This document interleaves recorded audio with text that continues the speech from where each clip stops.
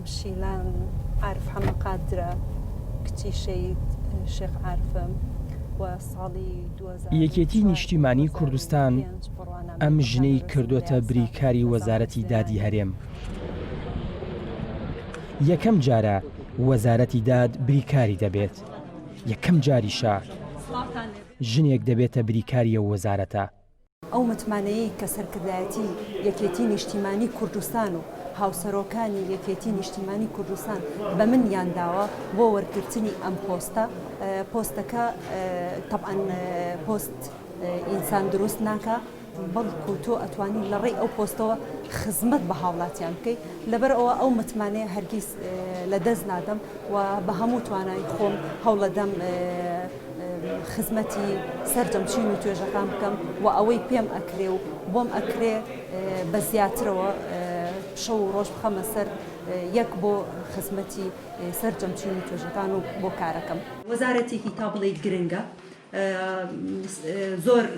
زۆر ئیش و کاری. شیلان شەهید عارف ناسراوە بە شیلانی کاتب عەدل، کچی شەهید عارفە.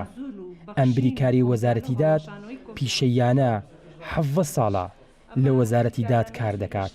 گرنگ ئەوەیە تۆ شوێن پەنجەت دیار بێت، بتوانی کارێ بکەیت، ناوازە بێت، بتوانی کارێ بکەیت، خەڵک لێت ڕازی بێ، بتوانی لە ڕووی یاساییەوە ئەوەی کە کردومانە زیاتر بێت، ئەوەی کە پێمان نەکراوە هەوڵی بۆ بین.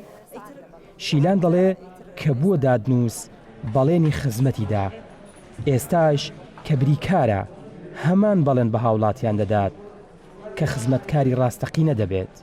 کاتێک کە بووم بە دادنووس سوێندم خواردووە خزمەتی هاوڵاتیان بکەم و دووبارە بەڵێنێمەوە بە هاوڵاتیانی هەرێمی کوردستان کە چۆن لە ڕابردوو کارم کردو خزمەتی هاوڵاتیانم کردووە بێ جیاوازی سەرجەمچین و توێژەکان بۆ ئەمەیان زیاتر. شیلان شەهید عارف ساڵی 1979 لە شاری سلێمانی لەدایک بووە. ساڵی 2004-2005 بڕوانامەی بە کالۆرسی لە یاسا بەدەستهێناوە. 12 ساڵ لە دادنووسە. شیلان دەڵێت سەرکەوتنی لە کارەکانی لە دایکیەوە سەرچاوی گرتووە، چون دایکیشی وەک ژنێکی ئازا و بوێر براوەی خەڵاتی بلە بووە.